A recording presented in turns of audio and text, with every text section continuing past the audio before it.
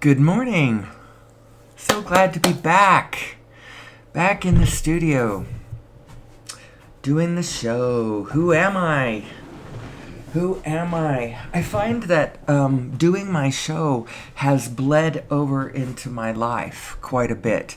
You just would not believe how many times it becomes relevant to say, who am I? You know?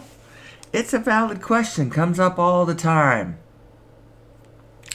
Because there isn't a fixed answer to it. That's why you have to keep asking the question, keep answering the question. Because you're creating the answer as you go. And anyway, I took yesterday off because I got an irrigation turn. We haven't been getting regular irrigation. We missed a week or two where we would have gotten it, but the monsoons have sort of dried up a bit, and they're having trouble with the ditch here in the village where I live. So any irrigation we get is blessed and welcome. It's been very hot and dry. At the very least, I'm going to keep my little square of the riparian water district around the Rio Grande. Gonna keep it alive for all the critters. There's lots of critters that are supported on my land. All the skunks and the raccoons and the freaking squirrels, the woodpeckers and the anyway. So I had to take yesterday off.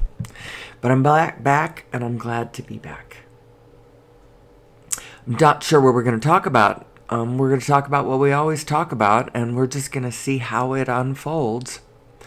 Usually, if I find that if I start yanking my own chain, start pulling the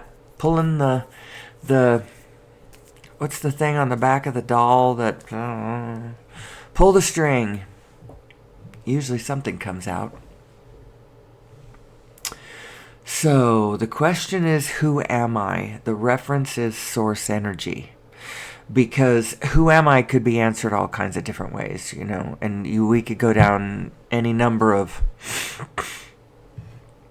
roads doing that. So, we are talking about who am I in reference to source energy. What is source energy, and how am I source energy, and how do I connect to this whole system that I'm a part of, and how do we, once connected to the system, well, actually that's what we have to, that's what we're talking about, how to connect to the system. And then from that point on, everybody's on their own. You gotta call your own shots. You've got to call your own way. From your position on the grid, no one else can call it because no one else is playing that position on the board. No one else is getting the correct signal from source like you are from the position where you're playing it. I don't know how to be any more clear than that. The reason we talk about this is not purely academic, although there is a streak of academia within me. There really is. I'm very academic about all of this. Unfortunately, I'm speaking about a topic that is not, I'm out of the mainstream now. I'm outside of normal thought. I'm outside the box just a little bit. And so I'm not sure that there really is a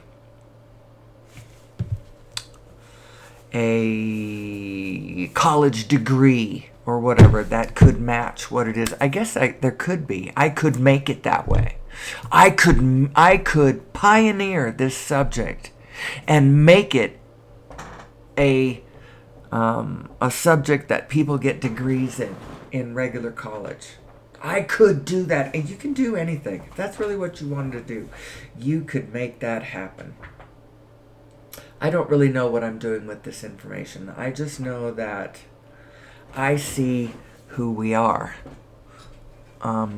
Not all the time. I do the same thing that everybody else does. I get lost in the maze, just like everybody else. The universe is playing a cosmic game of hide and seek with us.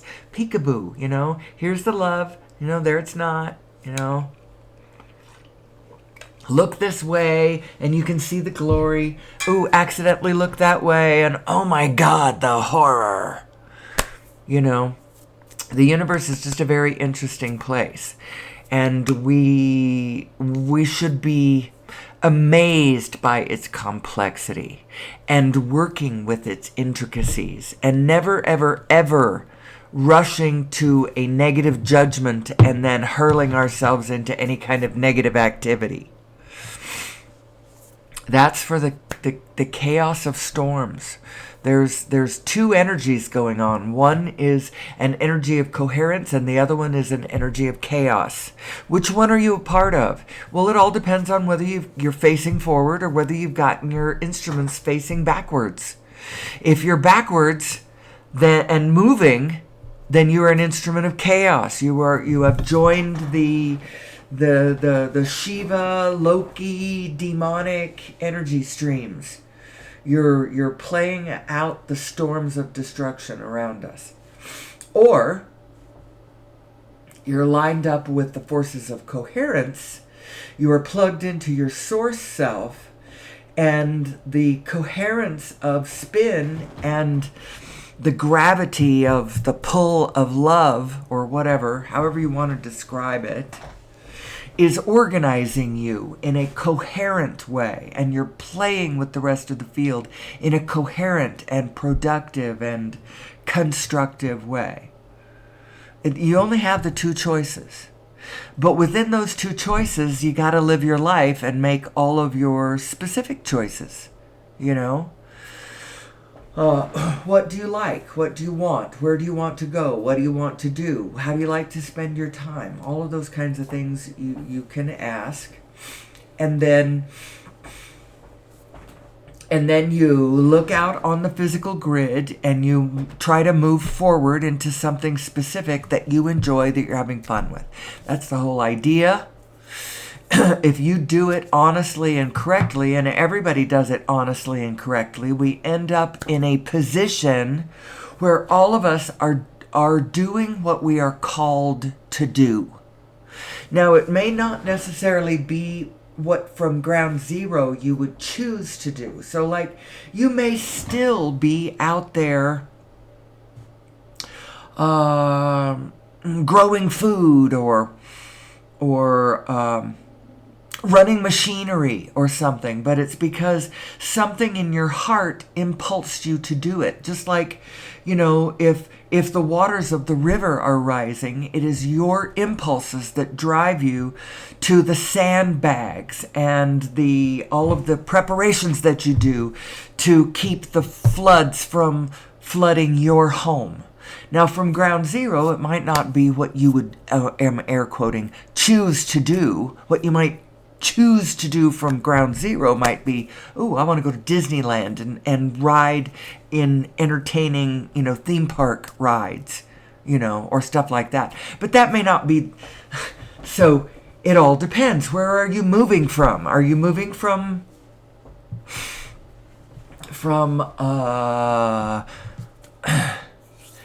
do you hear what I'm saying? Do you get the spirit of what I'm saying? What I'm saying is that everybody doing what they want to do is not necessarily everybody doing what they absolutely want to do. But everyone doing what they are inspired to do in this moment in response to the environmental configuration that I am presented with at this given moment. And then I jump into action as my heart inspires me to get out ahead of whatever I see coming down the pike, It may not be that I want to spend my day, grubbing around outside doing irrigation and pulling weeds and all that, but in a way I do. It's like you put yourself in the environment and then start impulsing off of it. There's all kinds of things that you find yourself inspired to do. Even though if I asked you, what do you want to do? You might not know what the answer is. You might say, well, I don't know. I wanted to start a band. I'd like to be an actress. And also I'd like to go to Hawaii. And what do I want to do? Well, I want to sit around all day long and eat bonbons and never get fat. All these things I want. Well, you have to plug yourself into the environment around you.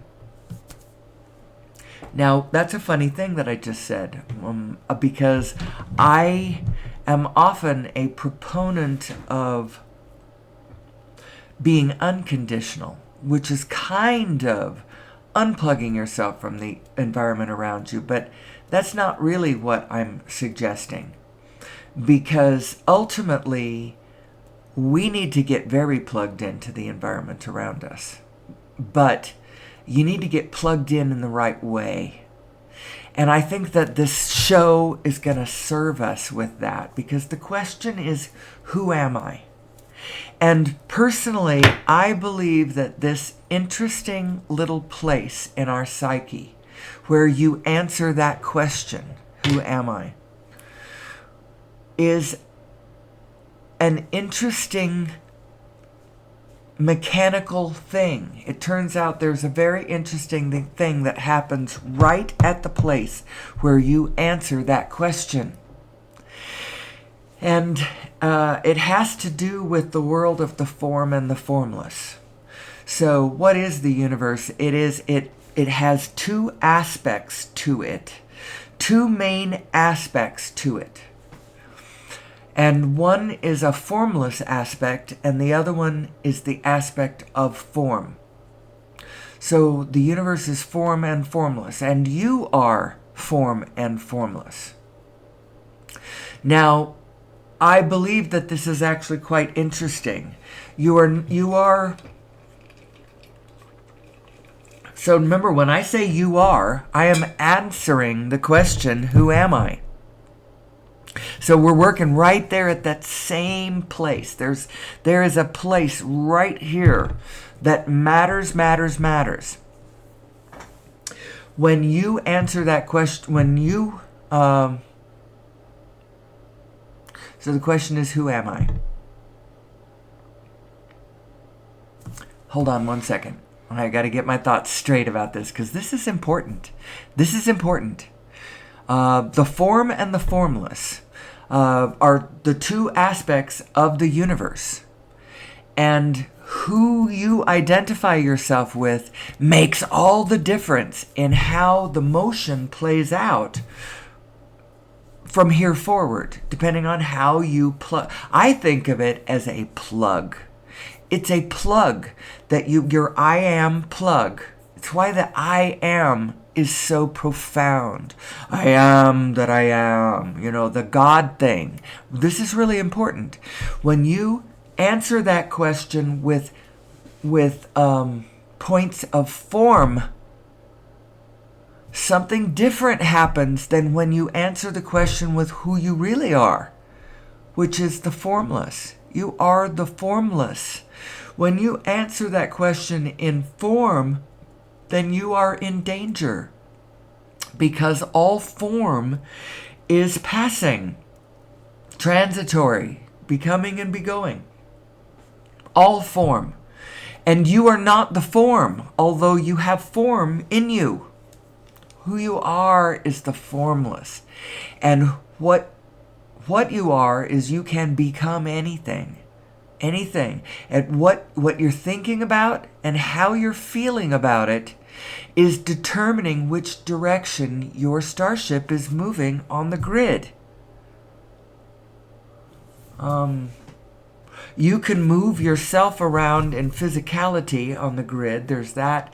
And then your life is moving through time on this grid. But what you're looking at and how you're feeling about it is determining. And I think of it as there's only two directions. You're either pointed in the direction because it's kind of like it's like a field with light and dark. and half of it is light and the other half is dark. And you're either facing the light or you're facing the dark. And the way that that works is it has to do with your emotional guidance system. You are built for joy. You were made to be happy. And so actually, the negative situation, when you find yourself in an emotionally negative situation, it's actually a signal of something. Beep, beep, beep, beep, beep, beep. You've gotten your panties in a wad. You've twirled yourself backwards. You've gotten you think that you're facing forward, but you're really facing backwards. And the idea would be, don't move forward at this moment. And the way you can tell that you've gotten yourself that you've run afoul of the equipment in a way, not really, because the equipment is designed to do this for you. Oh, I feel that sensation. That means I need to edge away. I need to look around here a little bit more because my thoughts have produced this uncomfortable feeling within myself.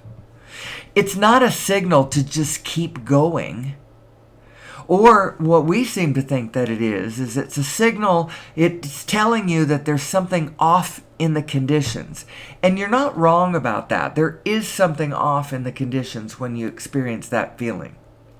However, if you continue to try to address it from a position where this negative sensation is going on within you, you're not plugged into source, and you're not going to get good ideas about how to fix the condition.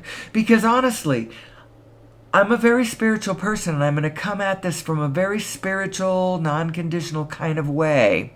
However, just like you, I understand that the target is still to get the condition to change to a better condition.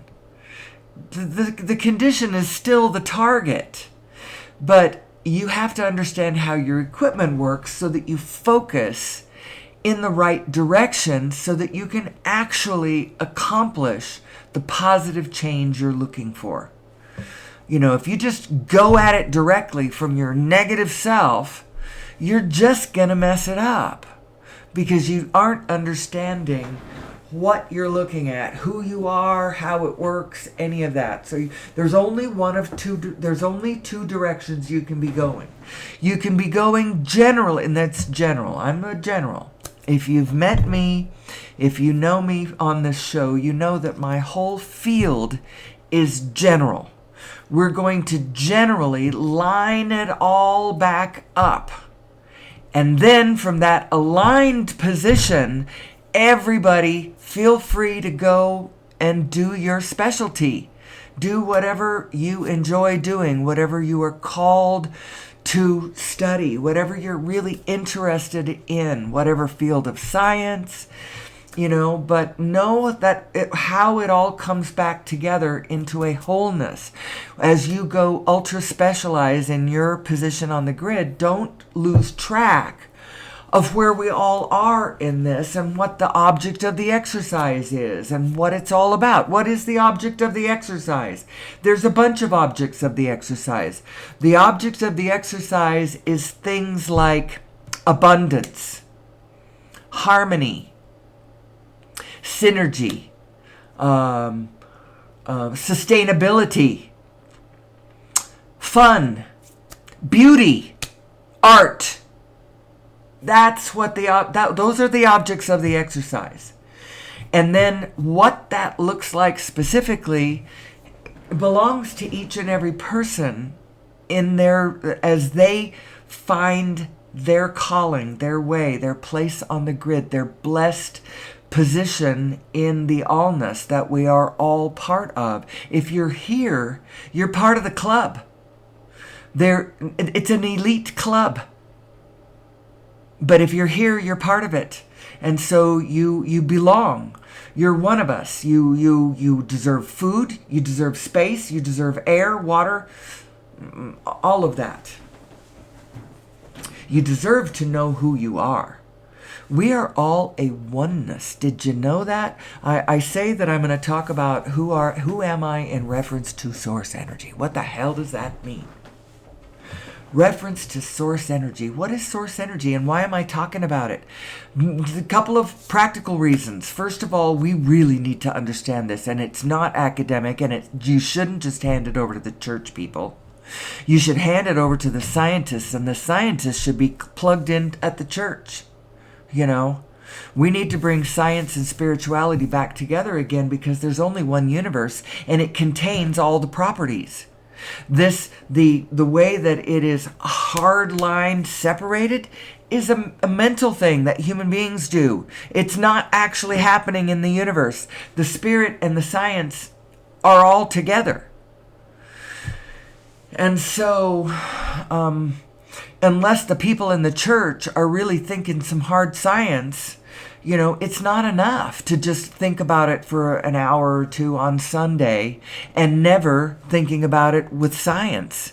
We gotta figure this out, because our burning fossil fuels is killing us and killing the planet. It's causing the sixth mass extinction. It's exacerbating the climate change issue. I think what's really going on with climate change is that there is a cyclical cosmological event that is happening on the ground that human beings don't have anything to do with.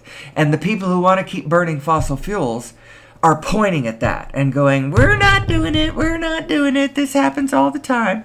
And they're right.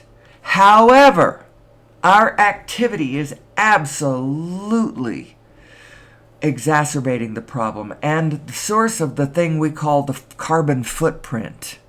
That freaking carbon footprint doesn't need to be a thing. If our technologies were plugged directly into source energy, like they could be, I know they can be. I don't know how they can be, because I am not. My specialty is not electricity. Although, man, what I would do to have George back right now. Right now, as I come to this point where I am aching and interested in, oh my gosh, if I only was a technician as well as whatever it is that I am. And then I would go into the laboratory and I'd figure the damn thing out. But I do know it's possible, and I do believe it has already been done and has been squashed by our government. Now, I'm not saying it's common, and I'm not saying it's easy. And most of us are trained to begin with to think that it can't be done. You can't have an over-unity device, and you can't plug into source energy because that's just background noise. It may be unlimited, almost infinite energy, but it's all stochastic. And so it all just cancels out to the random function. Doesn't mean anything. There's nothing you can do with it. And an over-unity device, if you're not familiar with the show, and if you are, recognize that this is what I'm working on myself for.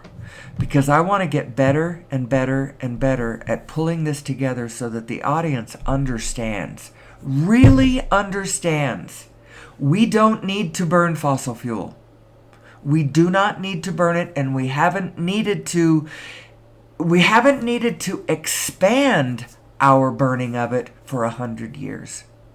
We could have been moving off of it. We could have bridged off of it, and we could very well be at the point already where our technology was plugged into source if we understood source.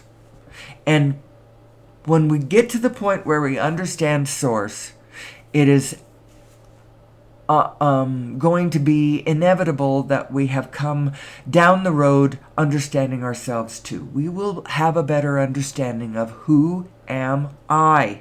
Who am I? Who are we? And what is this matrix that we find ourselves embedded in? And how does it work? What are the rules? I know there are rules. Now, for the longest time, I had a sense that there were rules, but I didn't know what the rules were.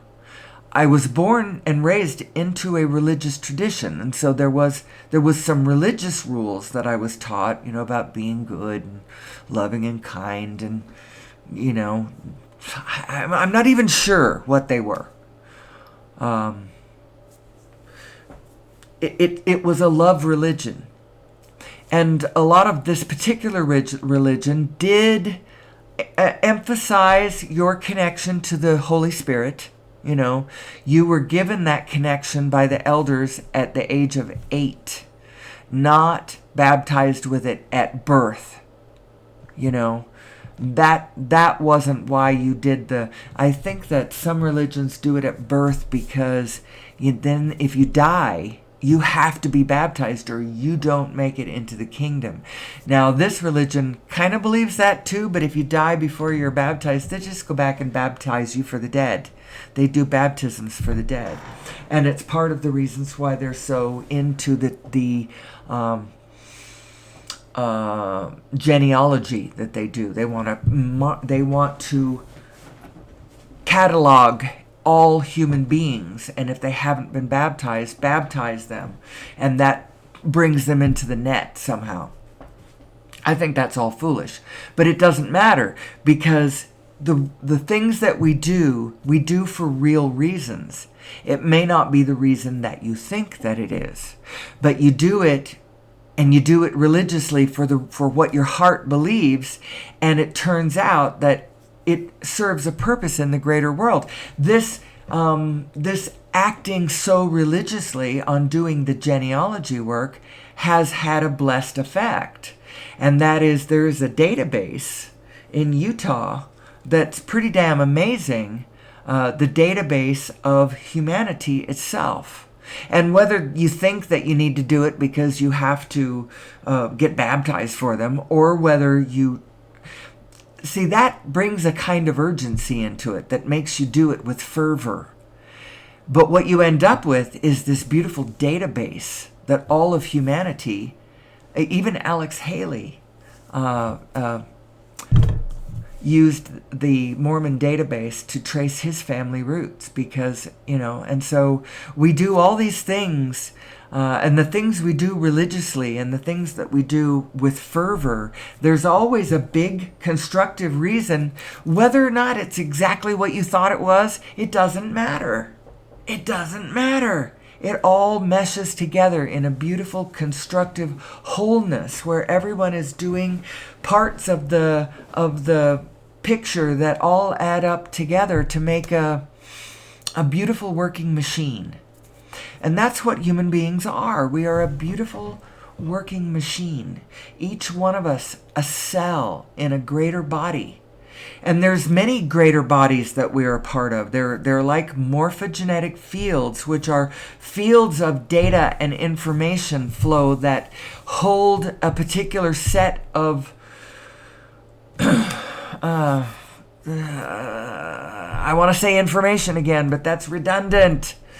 It holds so there's like the morphogenetic field of your bowling group, your bowling league, and all of the rules, the USBC rules and stuff and then how that field links to the greater organization of USBC, and then I have our Central New Mexico USBC, and then our little league at our particular house, and this and that and the other, and all of it, and all of the rules and all of the identities. I am a part of this league and my team name and my and there's all these layers. That's like a morphogenetic field. Your family is like one. Your ethnic group, it all depends on, get this, how you identify. Because that little point of identification within you, that place where you answer the question, I am, is really, really important. It's like a cosmic plug that plugs you into the universe in a particular way. It has to do with fields of information flow, because that's actually what the whole thing is all information flow. And you are a flow of information, and your consciousness is a flow of information, and the whole field around us is a flow of information. From the large to the small and the small to the large, it's fractal, which is really cool. It's what else is it? It's and you are all of that, by the way. I remember I started the show talking about the two aspects of the universe, the form and the formless, and how you identify there. So if your answering of the question, I am, and fill in the blank, lands in the world of form and conditioned, then you are, and you are that too, by the way. At some point, you do have to identify where you land in the world of condition. But you need to know that you are grounded somewhere else. And so you don't have to feel afraid. You don't have to feel afraid because your true self is grounded in a place that doesn't have anything to do with the form around you. It is grounded firmly in the world of the formless. You are the formless, coming into whatever form your heart desires. That's how the system works. And so you have to plug your form self into the formless self and find, what does your heart desire? Where is your bliss? What do you want? What do you want? What's the point? What is the point of this exercise of, whatever? Well, the point is feeling the feelings, because that's what we love to do. And we have been given a contraption, a body, a setup, a design that is designed like no other to sing to the quantum field. That's what's cool about us.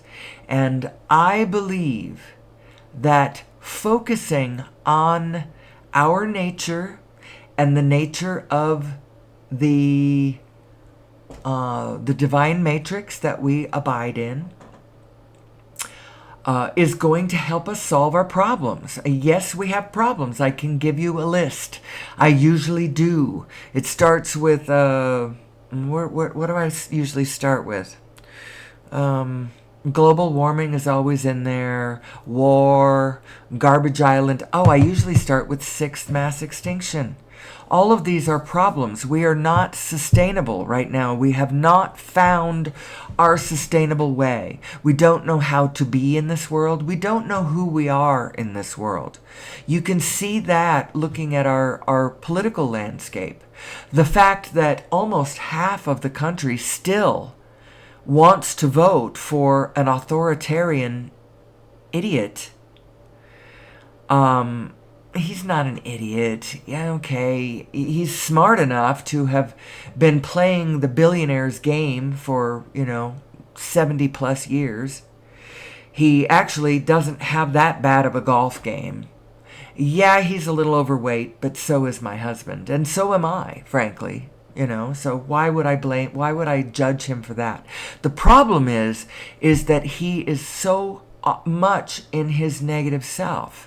He spends a lot of time blaming the rest of the world for all of our problems. He's like, these people are a problem and those people are a problem and look at what those people are doing. And he's not wrong. He's pointing out all of our flaws and all of our foibles, and he's wrong. He's wrong. But in a way, he's not wrong. You could look at us as unkindly as he does, and you can feel some resonance with that, the idiots and the maniacs and the crazy, whatever. You could get on that jag. You could start noticing certain things, but it's not constructive. It's not helpful. It's blind to vast aspects of reality that would be helpful. It's what are all the reasons? It's out of alignment. It's misalignment. It is absolutely contrary to what the inner being knows to be true about the situation. There's all kinds of reasons why the direction that he is looking most of the time is a problem He is so out of alignment. You should never ever we should never ever ever elect someone who is so obviously out of alignment so much of the time. And his claim is also, I can fix this. I can fix this. Well, he can't fix this. We can fix this, but we've got to understand who we are. And as soon as we understand who we are, never again are we ever going to be fooled by the autocrat. The autocrat in his negative self, belching out his blame and whatever, who's to blame and why they're to blame, and how if we could just crush them or stop them or kill them or, exterminate them or whatever, that this problem would evaporate.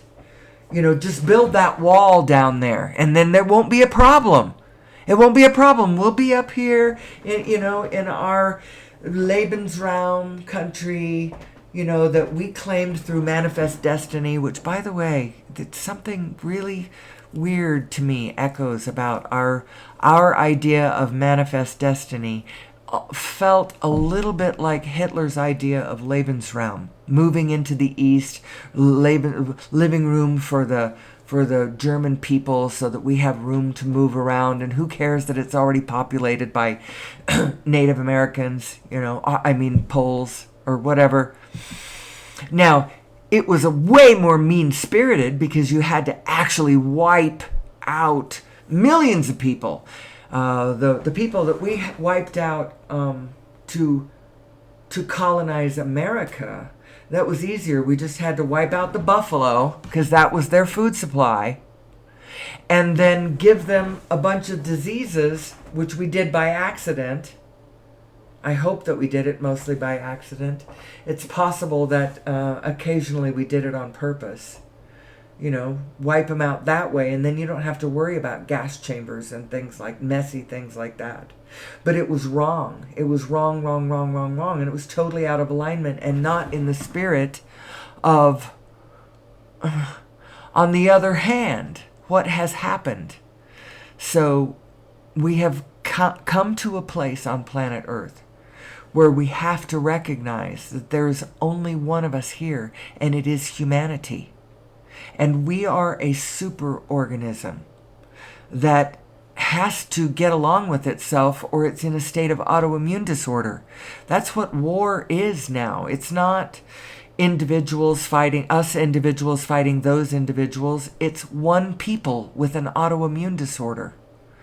And we should get to the place where we recognize that it doesn't ever make sense for us to solve our problems by dropping bombs on other people. That doesn't ever make sense to do that. Ever, ever, ever. Now you can let it get to the point where you've got people coming at you with...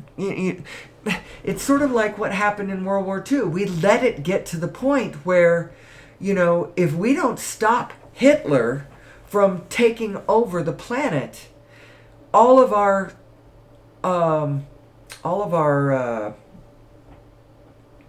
ethnic diversity, all of our individual ways of life, they're all going to be gone, and we're all going to be enslaved by this freaking master race crap. But it didn't have to get to that point. And it doesn't have to get to that point again, ever. Because there is only one of us here. Well, there's a lot of ways to look at it. Of course there's more than one of us here. There's 8 billion of us, and before we're done... Excuse me. I'm trying to catch the hiccups, and I don't want to.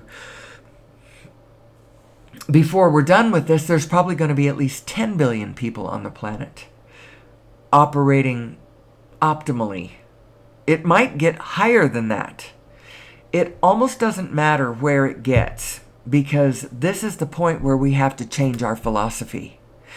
Right now, we're looking at, we think of the abundance as a finite pie. And then we look at the numbers oh, well, if there's 8 billion people, then the pie splits up this way. And if there's 10 billion people, then the pie splits up that way. And, billionaires are taking really big pieces of the pie. They might be taking big pieces of the how much money there is pie. But the money isn't really a real thing. The money is... actually, we're going to fix this problem from a whole lot of different directions.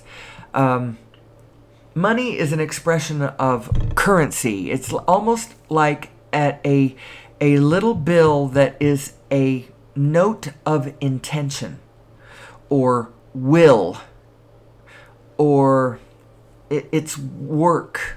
If you have that note represents, well, I give $45 to my gardener when he comes by every week and works for me for 2 hours, and I give him $45.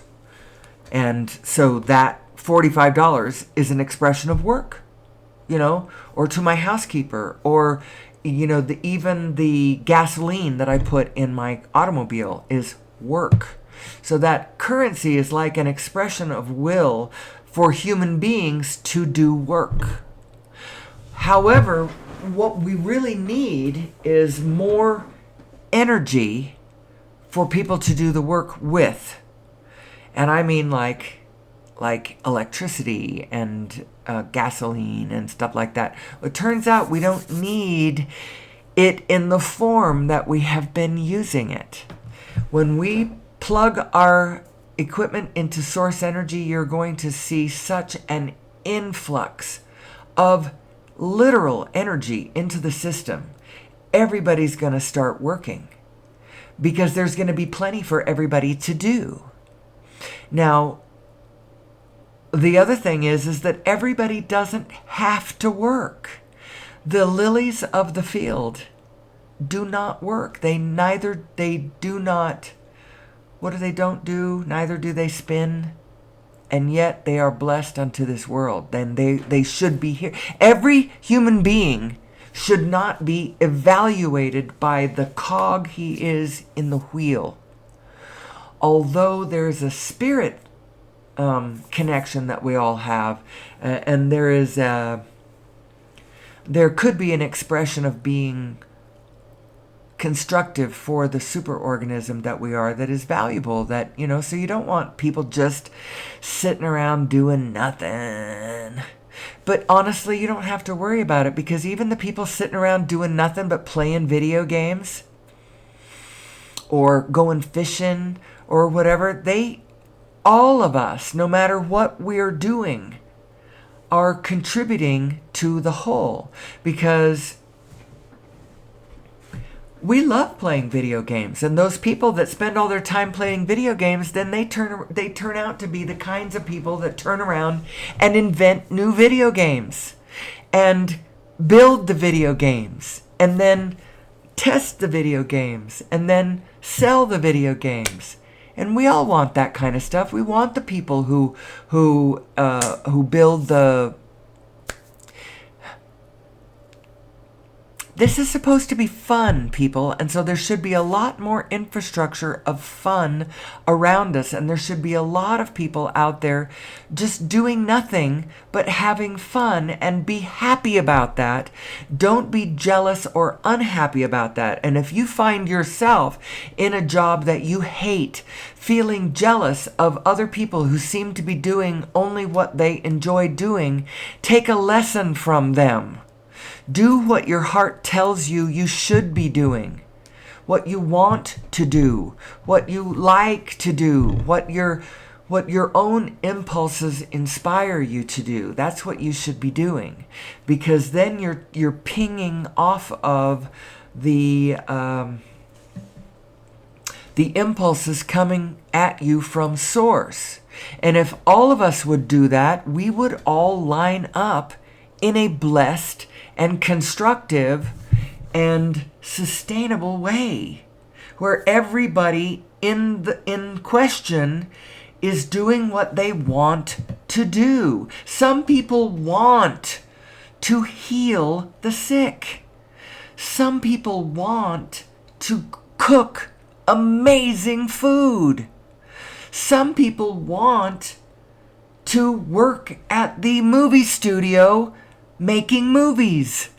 Some people want, and the people who do the stuff that nobody wants to do, we ought to pay them tons of money.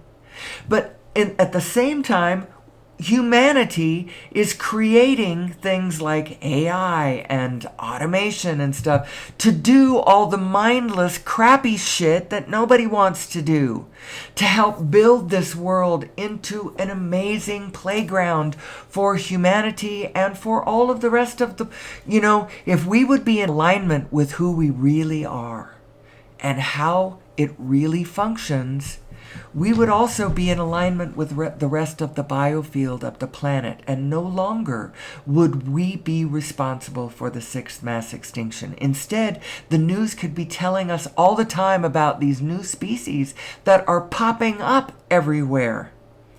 It doesn't necessarily take millions of years for these things to pop up. If we would get back into alignment and quit destroying the planet, shut off the damn engines that are burning the fires that are smoking us out here on the damn planet, quit fracking, we don't have to do all the shit we do.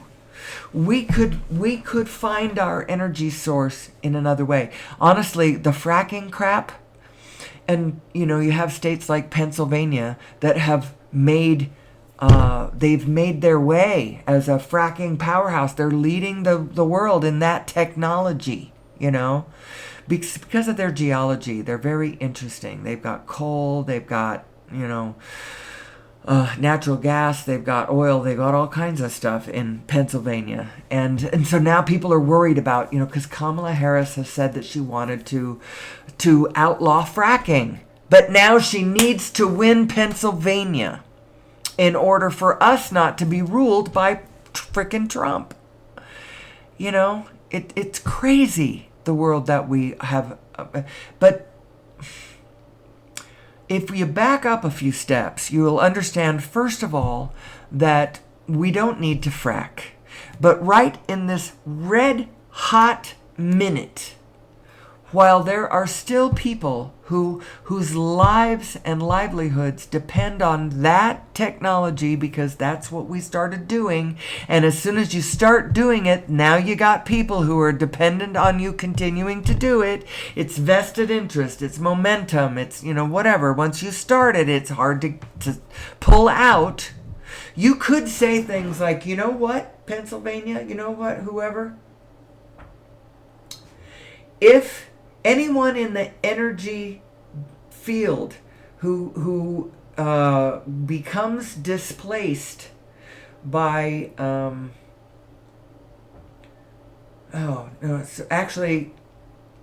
there's two things here.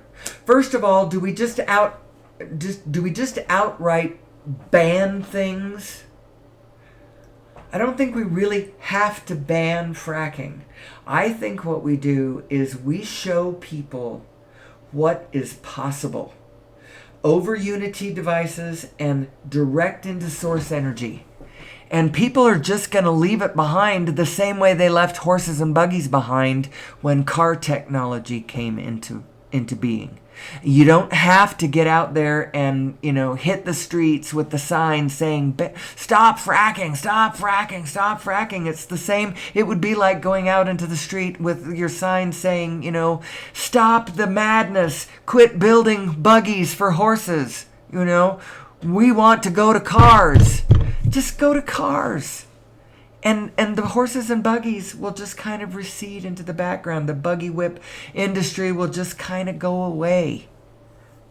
You don't have to worry about so much manure on the streets. You don't have to go out there and resist the manure on the streets.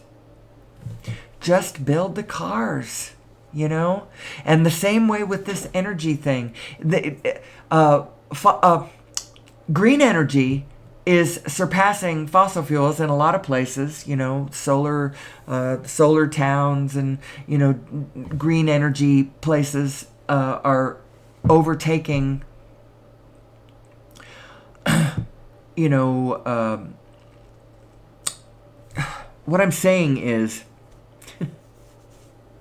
resistance is futile. There's no need to... the idea of having a device that puts out way more energy units than it takes, than you have to put in to run the thing, is such a good idea that you aren't going to have to get out there and tell people to quit using natural gas and quit fracking.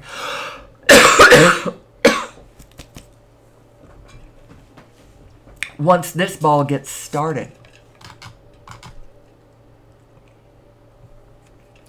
Plugging our devices directly into source energy is such a better idea than even solar power and wind power.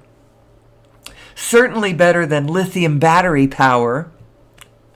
Certainly better than nuclear power. It just is going to be so much better, so much easier, so much cleaner, so much more simple. The source energy one, that's really the one that's going to be the kicker. It'll be a device that it'll be an element that's added to your technology that will plug your device directly into the source of all that is, which is wherever your device is, whether it's in the middle of the African savanna, or whether it's the top of Mount Everest, or whether it's in the middle of the Antarctic, or in the jungle equator of West Africa. It doesn't matter. Source is wherever you are. And so that's really the big kahuna. That's the one we're looking for. And I think it's been invented before, and I think our government snatched it away in the name of national security. So we could either try to find that one again, or put out a call. Get the word out that it's possible, that these things are possible. Now, there are people who know it's possible, and I'm hoping that one of them over there can come up with something. So far, it has been, nerdy geniuses that have, come up with this kind of stuff before. So what am I talking about? Over Unity devices. Devices that put out more energy than they take to run. And here in my links list, you'll find this list of links mostly to YouTube videos. The last one is just to a paper. The rest of them are all to YouTube videos, and so I know you can find that because you're on YouTube if you're listening to me. The first one, The Lost Century and How to Reclaim It, is a documentary talking about the history of over Unity devices and their being squelched by our government, by the governments of everybody all over the world. Your government is not what you think it is. It is linked to larger economic systems that are linked to. It's all this big structure of the system. Unfortunately, the structure we've got going on right now, although it's got tremendous momentum and everyone's linked into it, it is out of alignment and not sustainable. And so there are aspects to it that are going to crumble. Specifically, the financial is going to crumble because it is built on the petrodollar, which is a unit of energy that is not a sustainable unit of energy. However, when we recognize over Unity devices and force them to be flushed out and stop our government from keeping them from us in our own national security, I know what they're worried about. They're worried about people going off on their own and doing their own diverse thing off in the bushes. The cults, the quack pottery that's going to be going on, the private Idahos, the Wacos, What with all the armory going around, the weapons available, the information available, you go off the grid on your own and do your own thing with your own mess of people for a while, it could get scary. Especially since we don't know who we effing are. If we would come together as mankind and recognize who and what we are, that we are one morphogenetic field that needs to effing get along. I need to quit saying, I'm starting to get worked up when I say effing twice. Now, if I actually fill that word in, you know that I've really gotten myself jacked up a bit, because I almost never use that word. It's very hard for me to cuss. It's hard. I hear it, and then I don't feel natural. It's like I feel like I'm trying to be cool. Anyway, let's get through this list so I can get off of this slide because it's really boring. The next one is The Origin of Mass and Nature of Gravity, the YouTube video describing the paper that you'll see at the bottom of this list. Then Quantum Revolution. I've been rewatching that one, actually, and I've rewatched that series probably 10 times, maybe more. I periodically watch it because I'm trying to really see it and feel it in my soul. I do see it. I can see what he's saying, and he's absolutely correct. The math works. The math works in such a way that you can do things. So this is the way math works. When you recognize how the rules, it's like a structure system of figuring things and calculating things, and it's a bunch of rules and laws, and once you put them all together and understand how they work, you understand that that you can manipulate things by working with the laws. So you have two sides of an equation, for instance, and then you can do things to both sides of the equation so that you can make that you can make it look different. You can multiply both sides by the same thing. You divide both sides by the same thing. You can multiplying is the same thing as dividing by the inverse, or conversely, division is the same thing as multiplying by the inverse. All that kind of stuff. You look at it one way and you can look at it the other way, and you can twist it all around. That's what math is like. Well, that's how the math of the universe works out. You can be looking at the information of the whole universe and manipulate the equation and extrapolate the radius of the proton from information of the whole universe. You can extrapolate the radius of the proton, and vice versa. You can look at the proton and the forces and the density and the size and whatever. You can look at that and manipulate that and come up with the exact density of the universe, including the dark energy, by the way. It's not just the visible universe, it's the whole universe, the whole energetic universe you can get from looking at quantum information at the level of the proton and the atom. You can extrapolate the size of the universe, and it really does work that way. Conventional physics has not worked it that way. And in the models of conventional physics, there is no life. There is no life. Life can't emerge from the equations that conventional physics works with to, they can get the orbit of planets and solar systems and, stars and stuff like that. There's a lot of information that they can work with, but they really don't understand where the forces come from. And these are the forces. The four forces are the strong force, the weak force, gravity, and electromagnetism. Those are the four forces.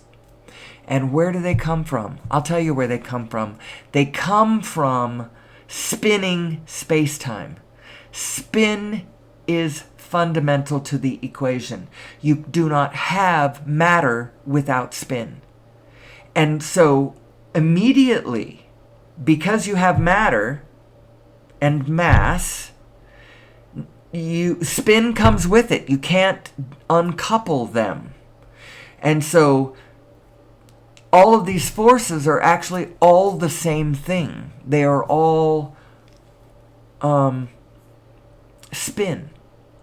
So strong force, weak force, gravity, and electromagnetism. The electromagnetism is the how does he put it? I'm not sure how he puts it. Those are the four forces, though. Electromagnetism, gravity, that's all coming from the spin. That's the spin. The electromagnetism is the, let's see, the gravity is the spin, is the water going down. And the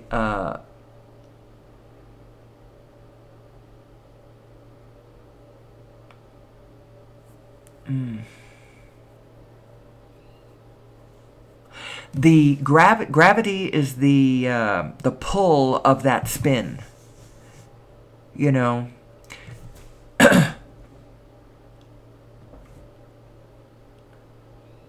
All right, I gotta be careful. I walked into a place where I'm thoughtful, and I don't want to be thoughtful right now because I'm right in the middle of recording. I can't be thoughtful. I have to be oral.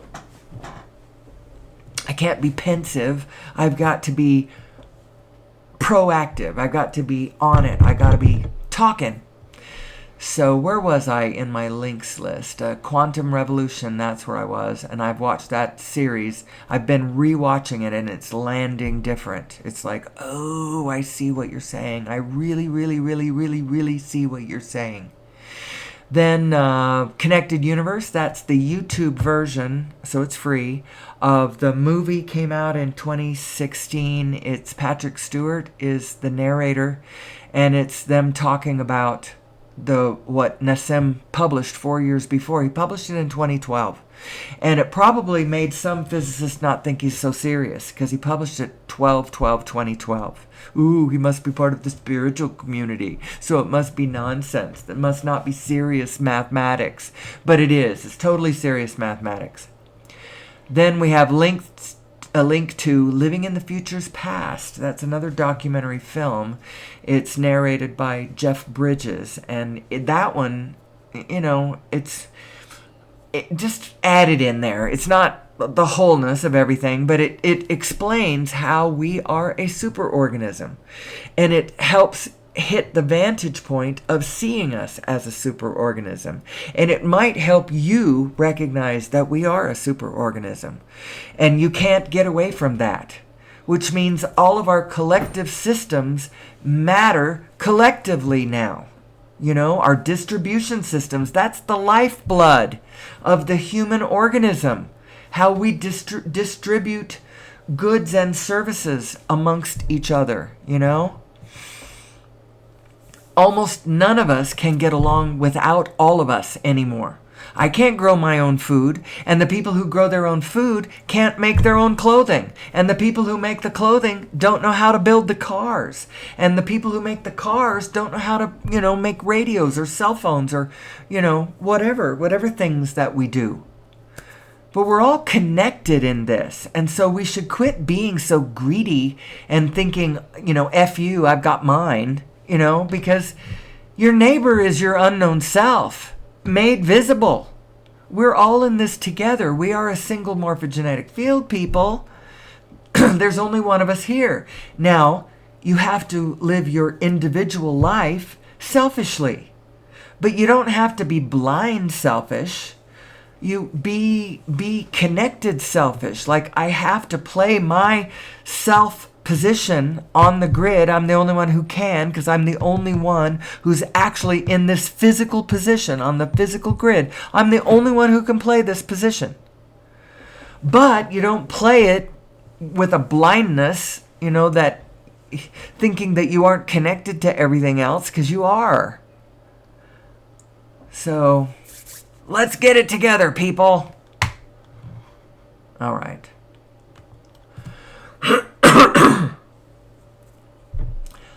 I hadn't thought about this. I have 3 yoga ones. I call this one Fiery Yoga Woman. And then this one I call Yoga Girl. This is the one I started the show with. I have this one too. I like this one. This one's very peaceful and natural. I don't know whether it's a real spot or whether it's AI generated. Could be AI generated. We shouldn't be so afraid of things. We shouldn't be afraid of anything. We don't need to be afraid of AI. We don't need to be afraid of automation. The reason we're afraid of automation is because we haven't figured out. So it's so funny. Automation's going to take all the crap jobs away from humanity. The mindless, soulless jobs, hand it to an automaton. But right now, everybody needs their crap job in order to have their allowance of the capital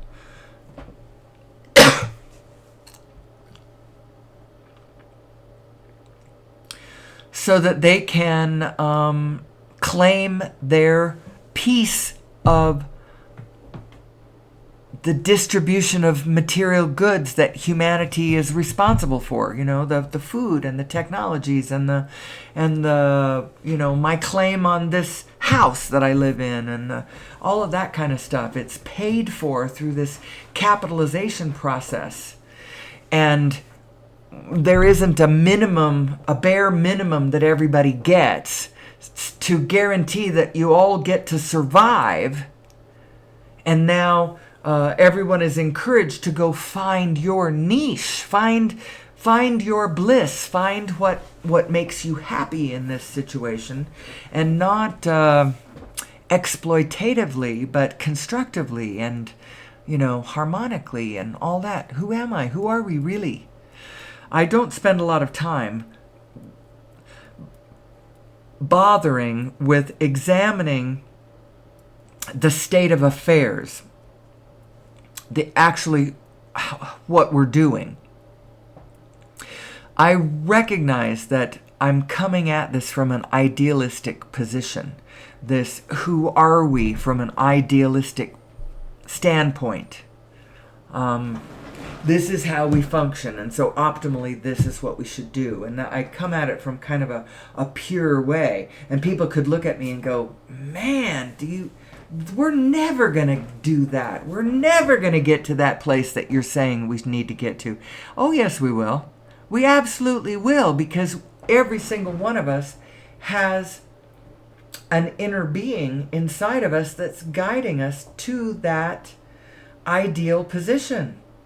It's guiding us from the ideal position, and then we have to find our way from where we are to that call of that frequency, that spirit of allowing. We're absolutely going to get there. Now, the question is, if we keep up our resistance, it will take longer. If we recognize who we are and lean into it, it will take us much less time. So that's all I'm doing. I'm just coming at it from a who we are, who am I position, and leaning into it, and hopefully we'll get there quicker. Resistance is futile, people. You can't resist the crap you don't like.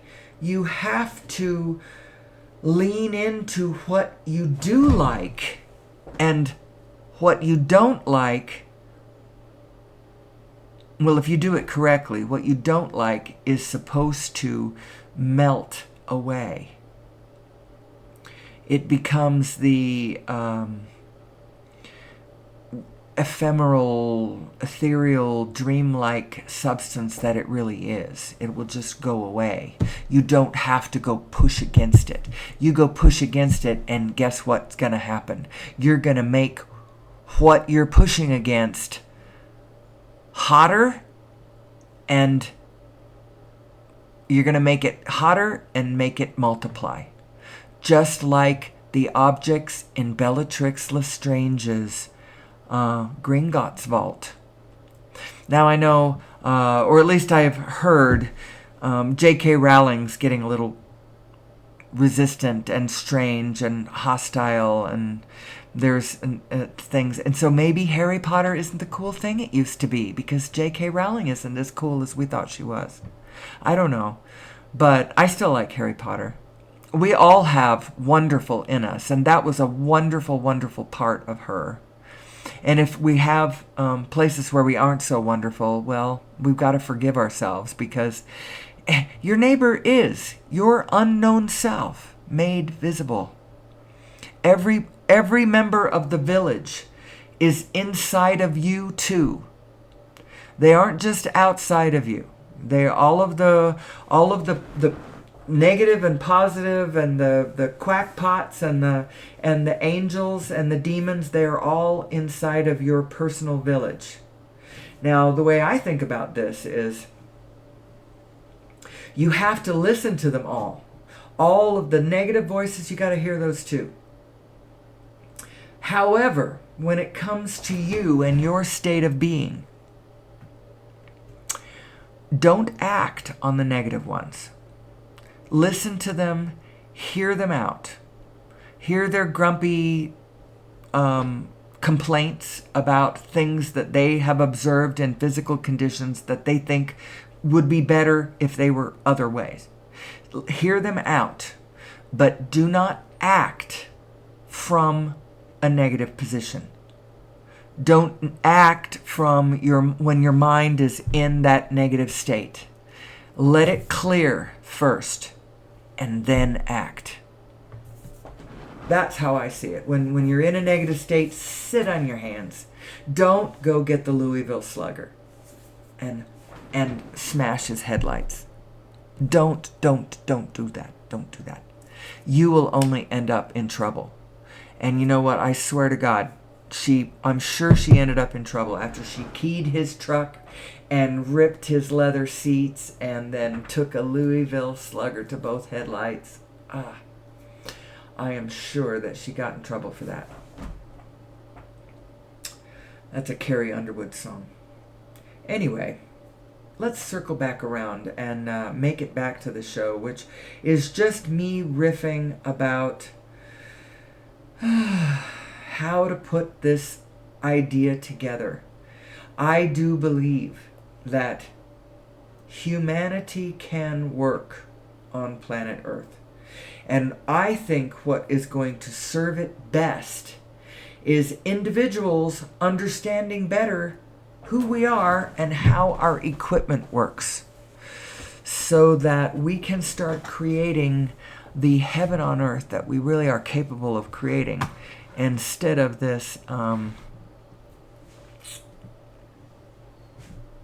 instead of creating some of the things that are less desirable. Like we're making the deserts grow. The deserts are growing. Desertification is happening on planet Earth. Has been happening for a long time. Human beings have been doing this for a long time. We cook food. We're the only creatures that do. Nobody else cooks their food. And we kind of have to at our digestive systems and our ability to eat anything, and we everything makes us sick, and I don't know, we just have to cook our food. And when we live in areas where there's not much vegetation and we don't have access, there are billions of people on the planet right now who do not have access to any kind of energy source. And so they have to burn wood in order to cook their food. And so they cut down the scrub of what marginal vegetation lives, in the edge of the desert where they live. And it makes the deserts grow. But we don't have to be this way. We could offer free, clean energy to every human being everywhere on the planet. We could do that. And I'm ready for us to do that. And then no matter where you are, you could control your climate. You could cook your food. You could grow food. You could build your habitat. You could build it out of the rocks around you. Everybody has building materials. And the homes that we would start to build would be so diverse, so strange and cool and different and interesting. We don't all have to be connected to the same centralized. And yet, our connection to this stream of what one another produces is... do you see where humanity is going to be if we have a future, where that future's going? Can you see how interesting it's going to be? Can you see the next can of worms we're going to open up? You know, I'm tired of the can of worms we've been working on for the last 100, 200 years, whatever. Thousands of years. This war can of worms, I'm tired of that one. I'm really tired of that one. We don't need war. The only reason we have it is because we are fighting over what we imagine is scarcity. But it's an artificial scarcity that we've created. And we create it because we don't understand how to create abundance. And the reason that is because we don't know who we are. And we don't know how to function. We don't know what our positive and negative minds are actually telling us. Our negative mind feels bad. Not just because that condition out there that we're observing we don't enjoy. The condition is still the target. We still want to change the condition. But you can't change it to a positive from a negative state of being. Your state of being is everything. It's everything.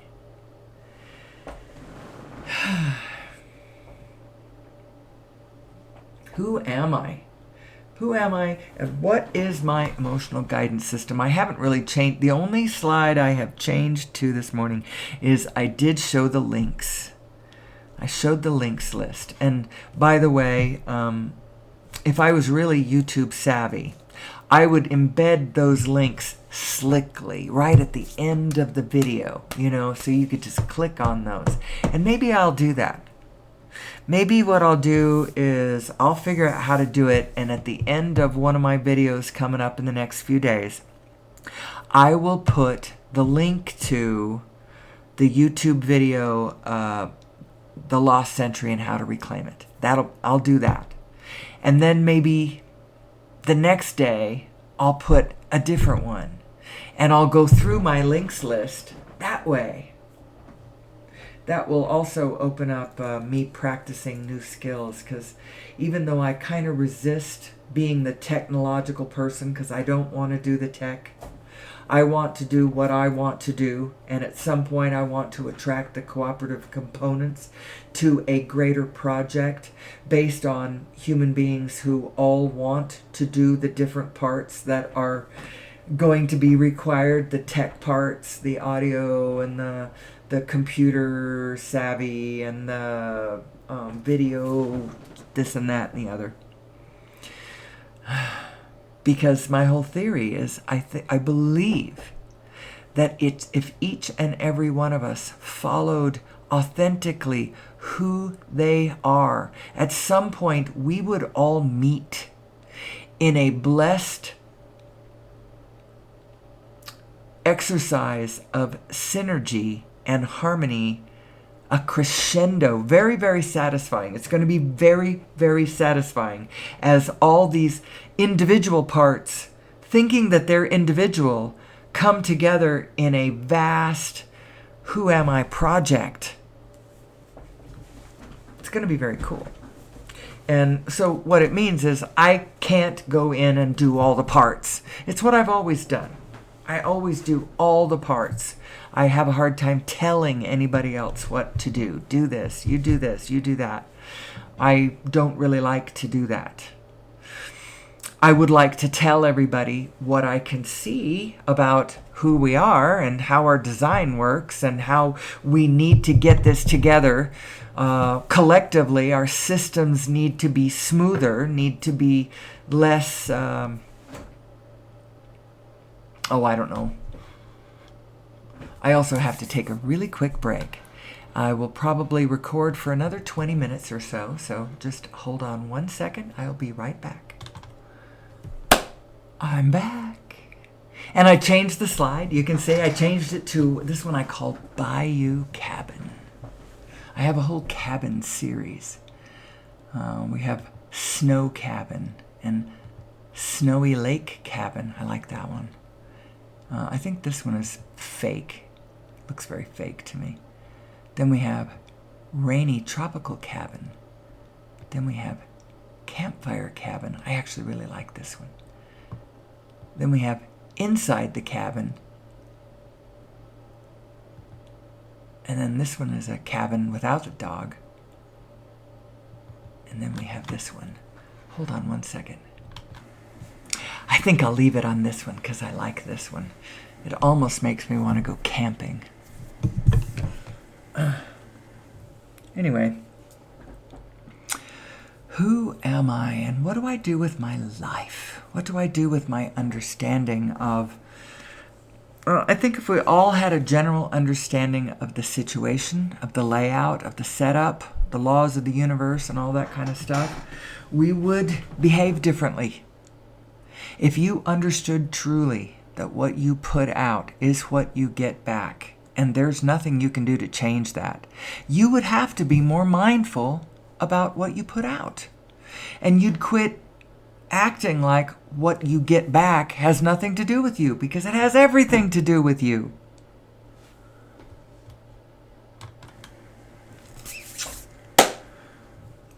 So, where does this leave us?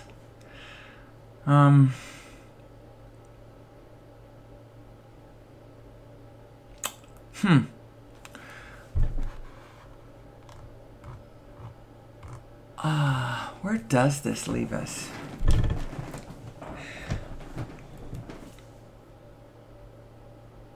Well,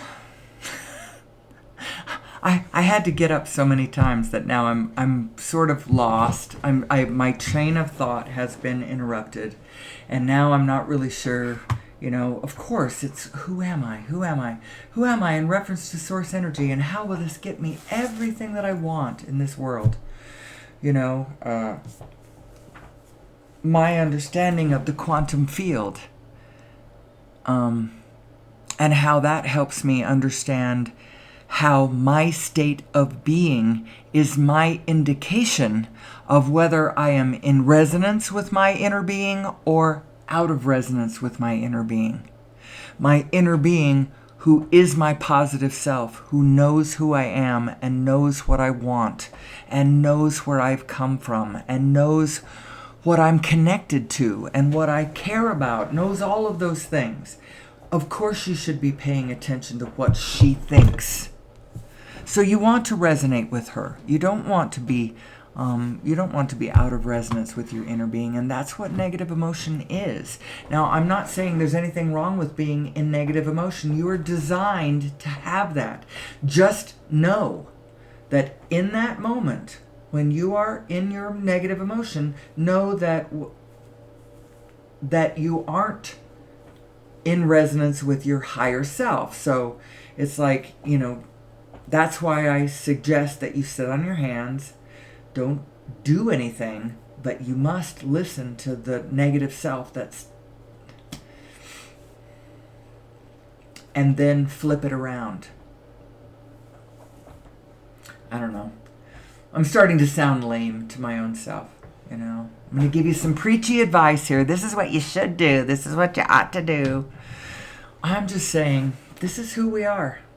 This is who we are, and this is how we're designed, and it's really interesting. When our heads and our hearts decouple, this monstrous things happen. Monstrous things can happen. It's the banality of evil. It can take us all the way to Holocaust. And, there was a lot of people along the way who thought that their embracing of the Third Reich and stuff was going to be some sort of positive thing. Look at how the trains are on time, We're getting the roads built, and, we're all organized. Ugh. We really need to understand who we are.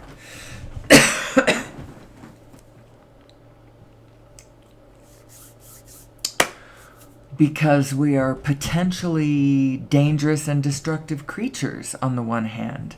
But on the other hand, we are such blessed.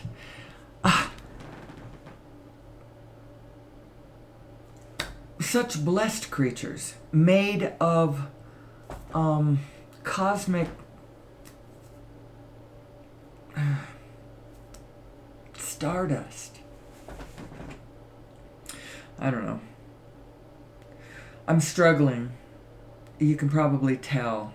I'm also coming up close to an hour and a half, so it won't be that long before this show will be over and we can look forward to the next exciting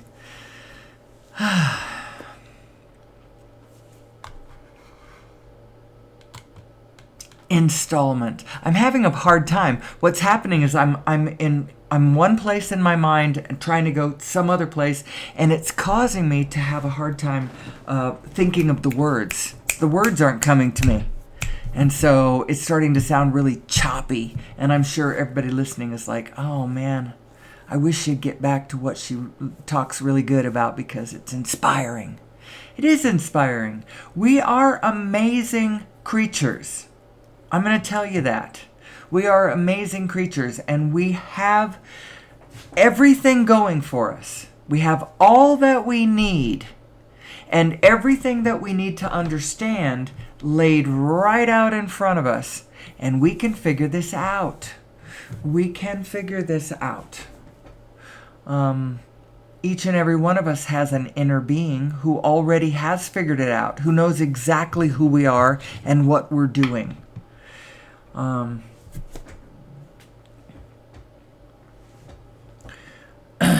So,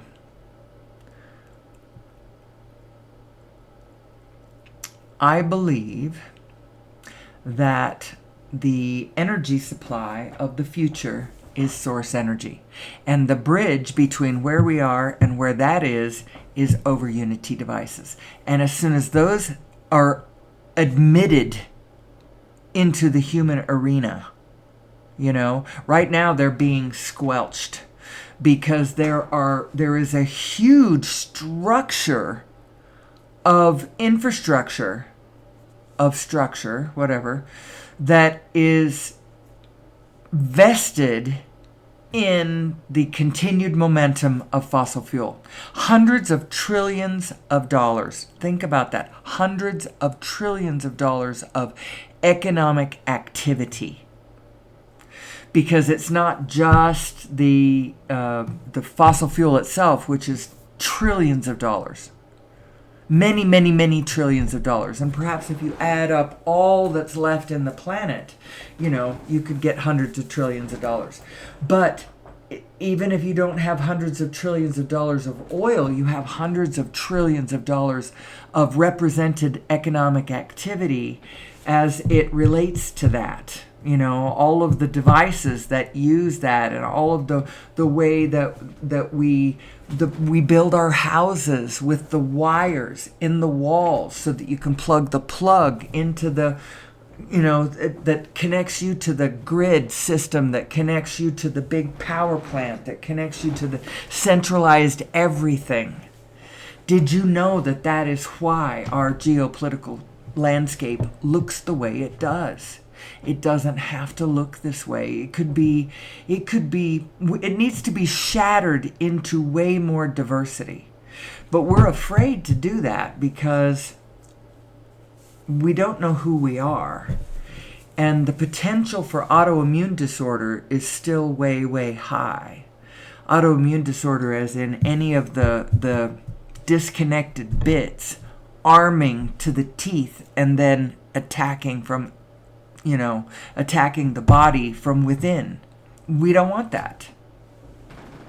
So when everybody goes off into the bushes and scatters with their free, clean, unlimited energy, and now you can go do whatever you want to. Now there's certain amounts of money out there that would pay for goods and stuff, and everybody's going to have to grab the... I'm getting ahead of myself. It's going to be an interesting world. It's going to be an interesting world. Just imagine a world where everyone has all the energy they need. Now, they still are going to need other things. You're going to need the actual technological devices themselves, the lamps and everything's going to have to be converted. So there's a lot of activity there. But if everyone had all the energy they need, so that means you can climate control. All you need is the devices to climate control, but you no longer need to be connected to a power source. You are connected to a power source, so you can use your climate. It doesn't matter how much it costs to run your air conditioning, does it? Because you've got all the clean free energy that you can use. You also can desalinate ocean water, and you can build... I think you could probably really easily build dome structures. You might even be able to blow them so they're like half rounds or whatever, igloo kind of things. You can build them anywhere, and they don't have to have wiring or anything in the sides. You can control your climate. You can grow food. You can run your plow, your air conditioner, pump your water, do whatever. You can do any of that without... That's a given, because the energy is given to you. Can you imagine what that world is going to look like? Well, I'll tell you what it's going to look like. It's going to look way different than the world we've got right now. Way, way, way different. It's going to be way, way, way more diversity. More clans and groups and individuals, or cults even. Cults and cultures and clans and families and groups are going to go off on their own. Now, that doesn't mean they aren't going to connect back, because they absolutely will. Everybody wants to be connected. The internet's still going to connect us all. The distribution system's still going to connect us all. We're going to be coming up with goods and trading them around the globe. We're going to be attracting one another to our... Because tourism is going to be a big deal as we circulate around the planet. We circulate, and as we circulate, the businesses of restaurants and Airbnbs and such are going to be a big thing in our future. You know, as we swap housing and cook each other food and transport one another around. That's still going to be a lot of what we do, because we enjoy that. It's playful to us. The poor countries, I'm air quoting poor countries, that still have beautiful, beautiful landscapes, you know, like out in the South Pacific and stuff, they're going to be winners. Right now, they're not so much winners, because global warming is going to, you know, drown them. But if we'd stop that, you know, gosh, they have the most beautiful, beautiful. And if we'd stop burning fossil fuels, then we'd stop killing the coral reefs everywhere, and our ocean kingdoms. Oh, we just have the best future in front of us. We've just got to get past this moment. This moment. And I see it as both a problem and an opportunity. When you know where we really are going to this place of peace in the future. I don't think it is possible for us to avoid it. We are going to link back up. We are going to become consciously the superorganism that I already know us to be. And many people already know us to be this. But collectively, we are going to come to know this. And it's going to affect our behavior in a positive way. in a positive way. It's the all for one and one for all. And we all do better when we all do better. And this is going to be way, way, way more fun when we all realize consciously that we are cooperatively co-creating it all with one another. And what's the meaning of your positive and negative emotions? It's not, your negative emotions are not just your perfect systems evaluating a condition that you don't like out there in the world of conditions. It's not just that. There might be an element of that. There might not be too, but there might be an element of that. A condition that you don't prefer just occurred and you observed it. There might be an element of that. But what definitely happened is you took a thought about it that was very, very, very different than the kind of expansive, connected, harmonious thoughts that your inner being always has about everything. You took a thought that was contrary to that. It ran against the grain, and you felt that discord, and you called it negative emotion. So you have two things going on. One is a condition potentially that you don't prefer. Okay, granted. The second one is, though, you got to work on this yourself, because you cannot fix that condition from a negative state of being. You will only mess it up more. You will only create more chaos from the position of your negative state of being. You are in chaos mode from your negative state of being. And so if you want to improve that condition, you need to back up and find your positive self to affect that negative condition. And part of doing that is not seeing it as a negative condition, but seeing it as part of the greater picture that is trying to help you understand who you are and what all of creation is made of. Because as soon as you figure that out, then you can play with it. You can play with it. And playing with it is the secret to all things, because when you approach the universe from a perspective from a playful perspective, the whole universe softens for you. And it becomes more malleable, and you can create with it. You can change things to pleasing manner. Things move in a direction that's like, oh, I like this movement. I like this change. This is good. This is good. It does that. When you approach the universe from a lower frequency, like from one of the frequencies from your negative self, then the effect on the universe is the universe hardens. It locks into that terrible thing and it's exactly what you don't want. It's bad, and it's locked into bad. Instead of it's playful, and now it's malleable. Now you can move it.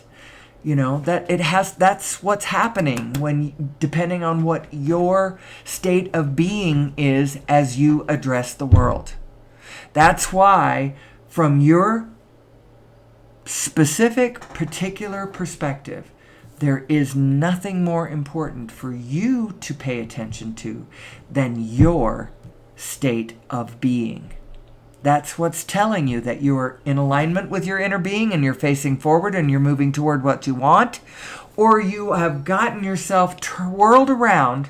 You are backwards, bass-ackwards I call it, bass-ackwards to your real self. You are facing behind. Now if you try to move forward, instead of moving forward, you create a weird energy field.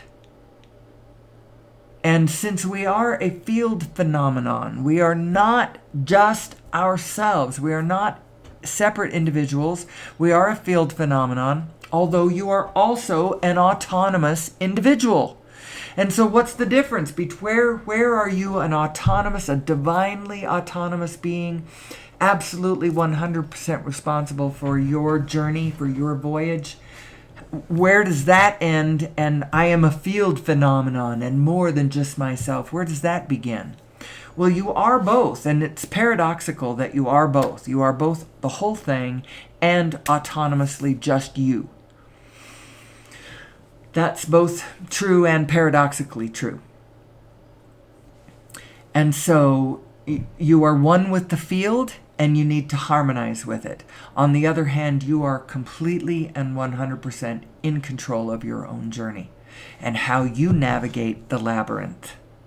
You know, whether you find the demons, you know, walk right in on them and join them in their demonic work, you know, or whether you avoid the demons and go join the choirs of angels.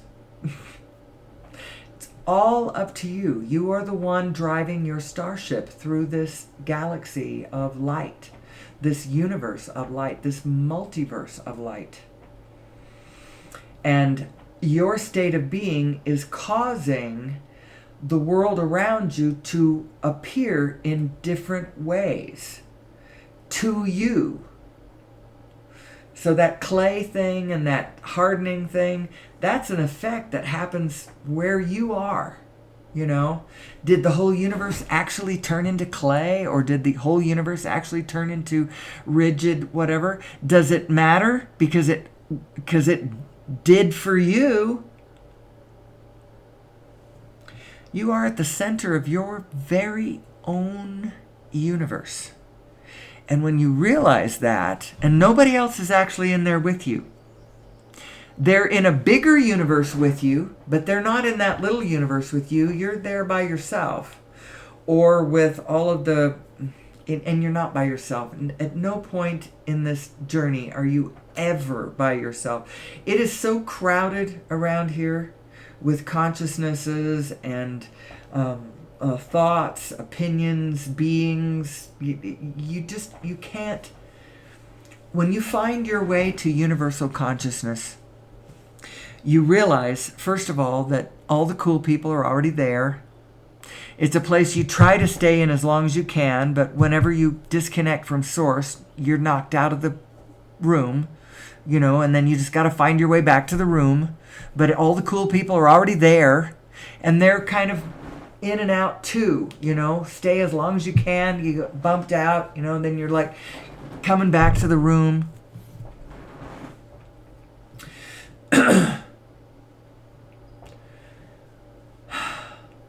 What to say about it? I don't know. In any case, I realize I've passed an hour and 42 minutes, and so that really is fair game to end for the day. I can always come back tomorrow and talk more and more and more and more and more about this. Who am I? Where did I come from? Where am I going? Where are we going? What's the object of the exercise anyway? What the hell is the point? Well, I'll tell you what the point is. The point is life itself. And when we finally get to the point where we recognize how cool we are, how vast is the setup, how much control we really have over whatever the heck we want. What do we want?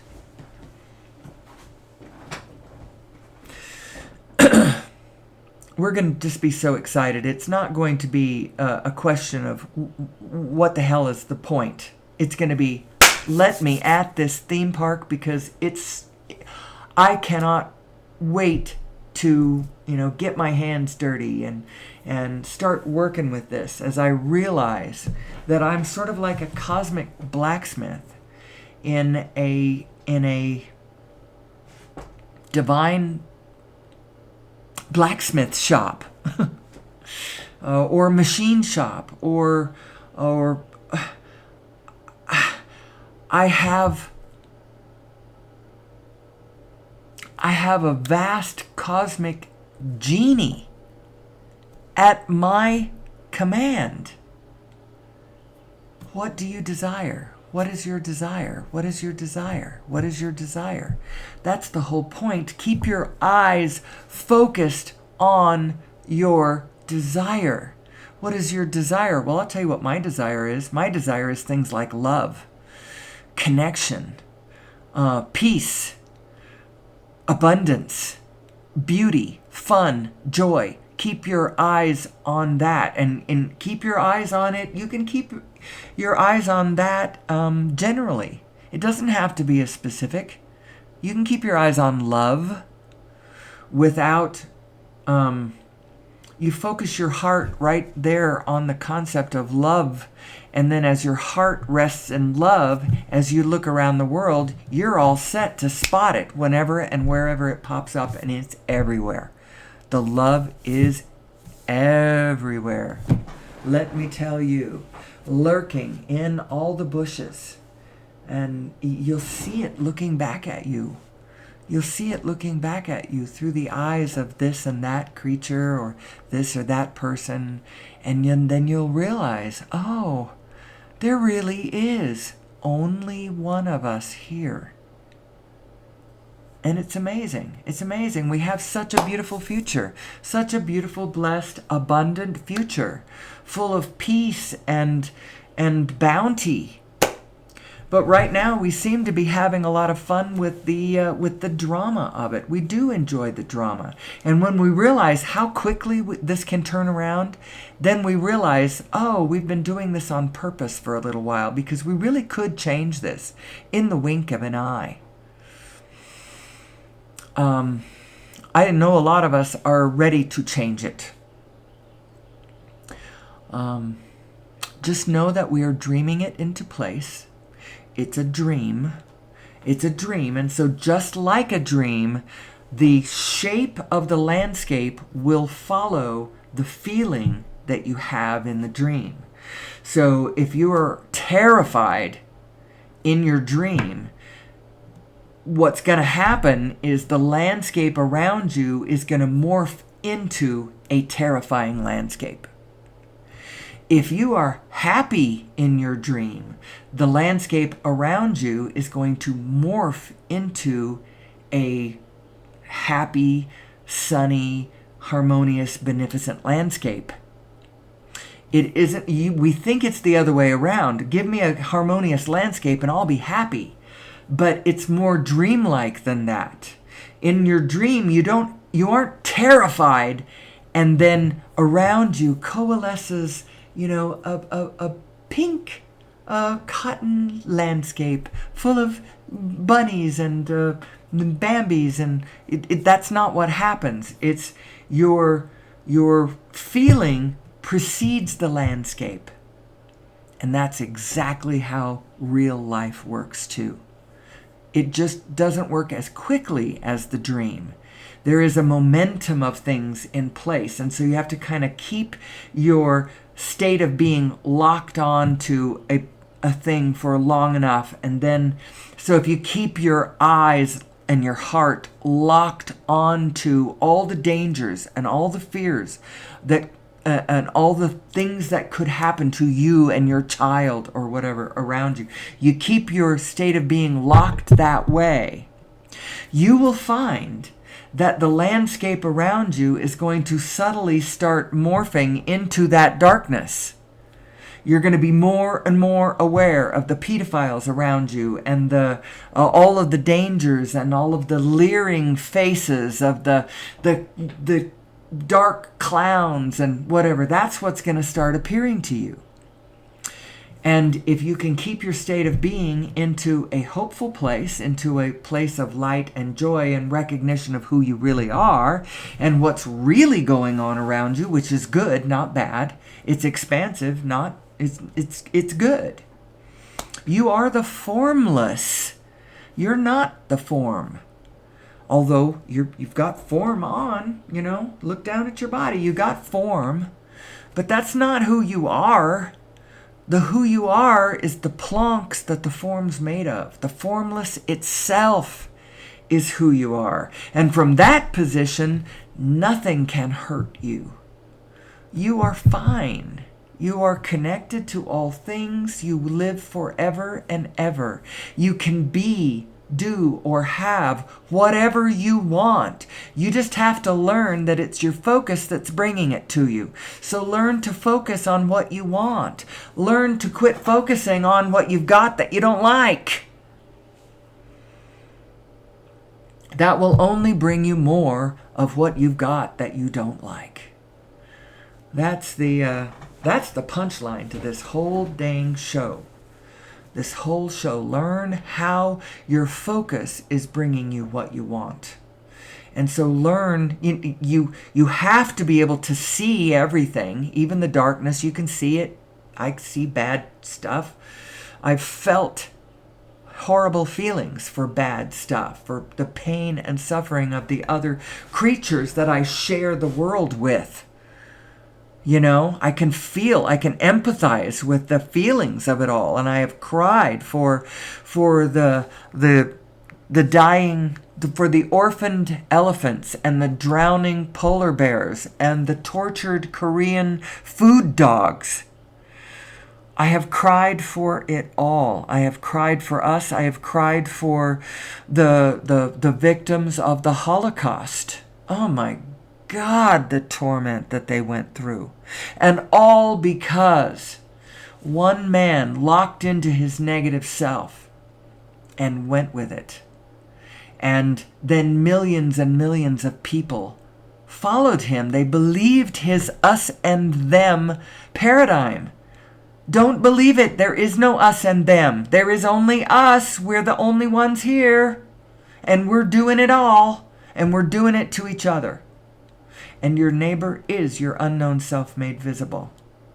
And we need to know who we are in order for us to build harmonious, beautiful, constructive systems that will be sustainable and life affirming and life-sustaining.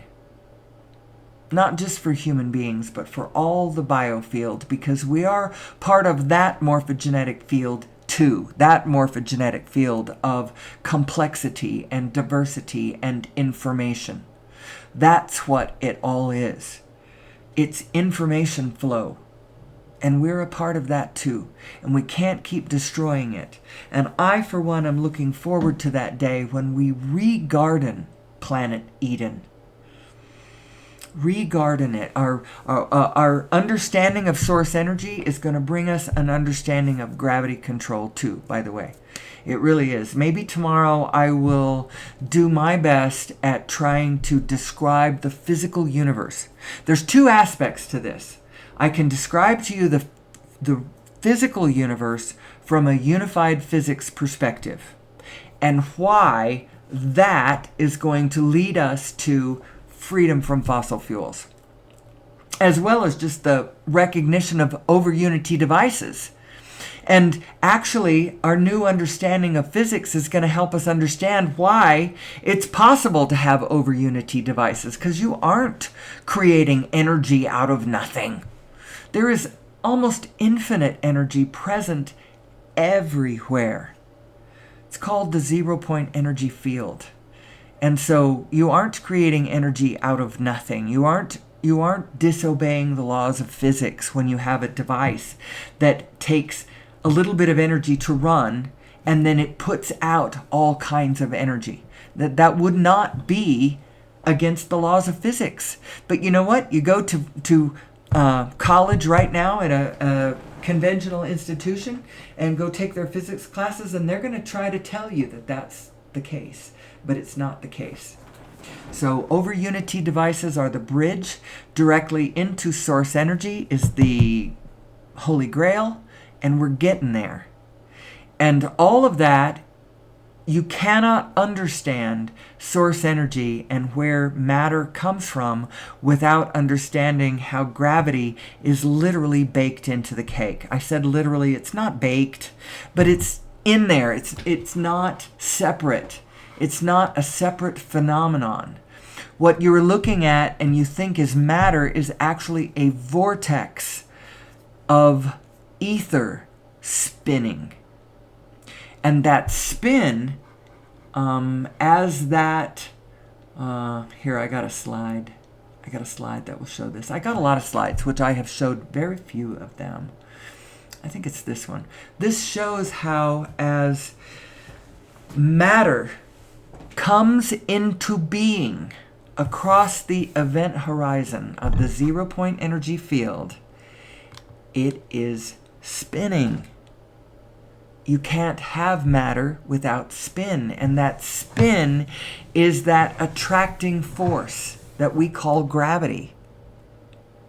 It's also, I don't know if this is the place to say it, but if you were going to attach an emotion to this thing, it's love. It's the attracting force, that which holds the whole thing together. It's spin, it's love, it's connection, it's also, all of the information exists on an infinitely small point. So we're all like spinning out of the same original spin. Although each and every one of us is at the center of our own divinely autonomous spin. And we can talk about that too. I'm actually coming up on 2 hours, so I need to get off the mic. Get off the subject. Come back tomorrow. Do it again. Do it again. Do it again. Who am I? Who am I? What's the meaning of my life? How do I find success in my life? All of that. We're going to keep coming back, do it again and again and again. I find the more that I do this, the better of a coach I am to my own daughters when they have dilemmas. They come to me and they're like, I'm having problems with this person or this situation. Help me see this from a different perspective so that I can find my way through it. And the more I do this show, the better I am at that. And, frankly, it's the only thing I care about. I have two students that I'm coaching, and they're the ones I originally raised. And any problems that they have, I own them because I didn't teach them. I passed on a lot of crap from my forefathers, about the state of the world and what you should do and what you shouldn't do and what you have to do and what it is and who we are and all that kind of stuff. I passed it on to them. Unconsciously, a lot of it, they were raised their early years. They had an alcoholic father, and there was a lot of chaos going on in the house during their formative years. So they picked all that up. They've got it in there. And I did not hand them a religion because I was very doubtful of my own religion. I did not understand what was good and what was off about my own religion. And so I just didn't give them a religion, I didn't tell them what to do. I just said, go be happy. Go find what you want. Go do what you want. Go forth and do what you want. And they looked at me like, WTF? I don't understand what? And so now if I'm dealing with actually they're wonderful. They're wonderful. But any time that they come to me with any problem, I feel very strongly like I want to help them because I feel like, the drama that they bring back to my life is just an offshoot of what I'm responsible for because I did that. I brought them into this world. I taught them who they were and what the world was about. And any place where they're off with it, it's because I did that. And it's fun too because I have somebody who cares about me, who loves me and thinks I'm smart, and they come to me and say, "Help me understand this. Help me with my broader perspective." And I could not be happier. So that's what I do with my knowledge and information is I have the two people that I'm coaching, and then through that it is opens up bigger vistas. I'm looking at my clock. I'm like, I do not want to go past 2 hours. I gotta stop this, but I could just keep talking. So anyway, I'll be back tomorrow. I don't see any reason why not. It's Sunday morning, and I've got no reason why. I've got nothing planned early in the morning. I'll be doing the show. And so until then, I love you. I will see you tomorrow. And until then, do the best you can. You are blessed. You are part of this world. You are supposed to be here. And I love you, and I'm looking forward to tomorrow. And until then, may the source be with you.